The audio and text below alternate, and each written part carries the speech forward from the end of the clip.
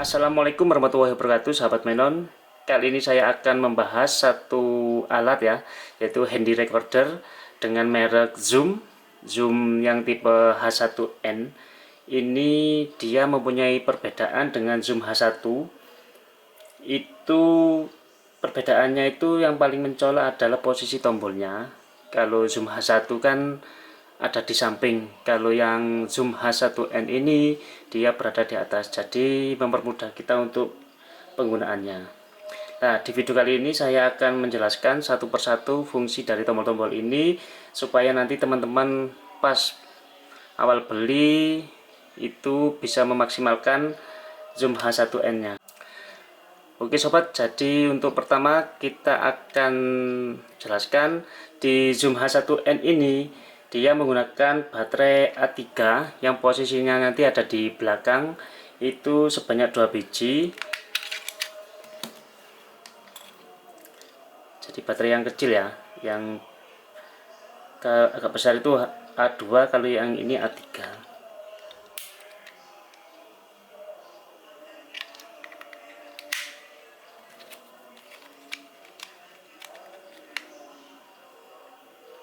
Baik, untuk mengaktifkan pertama kali adalah kita tekan tombol ini ya. Ini ke bawah ditahan. Nah, dia udah nyala. Oke, untuk awal dinyalakan kita akan setting untuk tanggal. Ini ya, tahun, terus bulan sama tanggal dan jam. Kita setting dulu.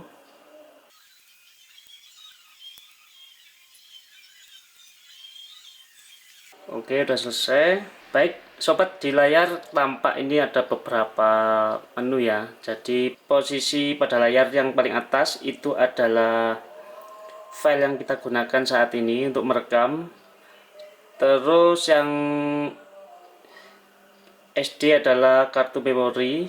Jadi sorry tadi saya lupa untuk menerangkan, di sini kita pakai kartu SD card yang posisinya di sini. Terus yang tampak besar ini adalah sisa waktu yang kita, ini istilahnya space ya, space yang bisa kita gunakan untuk lamanya perekaman, jadi sisa dari memorinya. Terus sebelum kita mulai untuk penggunaan tombol-tombol ini, kita mulai dari samping dulu. Jadi kita mulai dari atas ya. Ini adalah line in, jadi teman-teman misalkan pakai seperti clip on atau mic, atau bisa juga dari mixer, itu masuknya ke sini.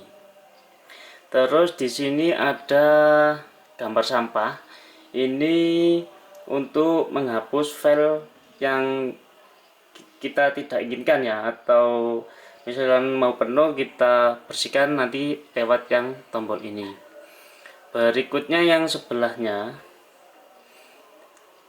ini line out, jadi bisa teman-teman nanti pakai headset itu untuk mengontrol kualitas suara yang kita inginkan seperti apa, nanti akan lebih jelas lewat sini.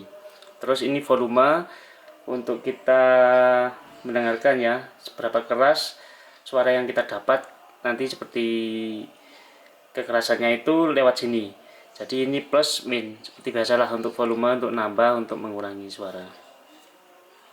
Terus kita mulai dari atas. Ini adalah untuk level untuk sensitivitas. Jadi teman-teman semakin besar nanti suara yang akan diterima itu semakin luas. Jadi seperti suara kecil yang jauh itu akan masuk.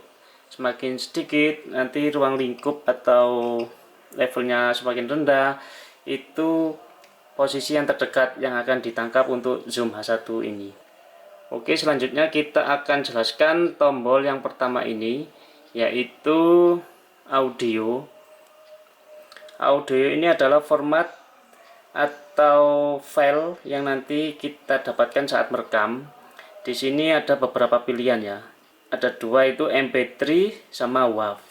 Nah, perbedaannya adalah MP3 itu filenya lebih kecil sehingga nanti akan lebih menghemat untuk apa ya, memorinya. Sedangkan WAV itu dia WAV itu dia lebih besar, tapi kualitas suaranya juga bagus, namun filenya akan besar sehingga akan memakan banyak space untuk memorinya. Jadi tergantung teman-teman nanti pakai MP3 atau WAV. Kalau saya di MP3 udah cukup karena udah lumayan bagus. Selanjutnya adalah untuk tombol lokat ini. Ini untuk menyaring frekuensi rendah. Jadi teman-teman misalkan untuk waktu perekaman itu menghindari suara seperti angin atau suara kecil yang di sekitar kita, itu bisa pakai lokat sehingga dia secara otomatis akan menyaring frekuensi rendah. Selanjutnya limiter. Limiter ini berfungsi nanti untuk saat teman-teman untuk menyaring ya, itu frekuensi tinggi sehingga nanti suara yang didapatkan nggak terlalu over. Misalkan teman-teman waktu pakai untuk merekam di pinggir jalan gitu ya, ada klakson mobil atau suara kendaraan yang lumayan tinggi. Nah, fungsi dari limiter ini adalah membatasi suara maksimal yang masuk ke dalam perekaman. Terus selanjutnya ini untuk auto level, ini dia akan secara otomatis itu mengatur tinggi rendahnya suara.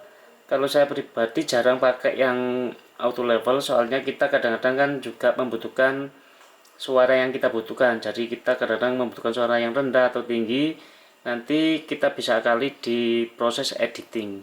Selanjutnya adalah tombol yang di bawahnya, ini untuk merecord ya, yang seperti tadi merecord, dan di bawahnya ini untuk mereplay hasil rekaman yang kita peroleh. Bisa lewat sini. Apabila nanti ada yang kurang bagus atau tidak sesuai dengan keinginan kita, bisa dihapus lewat tombol yang di sini, yang sampah. Oke sobat, semoga penjelasan singkat kali ini bisa bermanfaat. Terima kasih. Wassalamualaikum warahmatullahi wabarakatuh.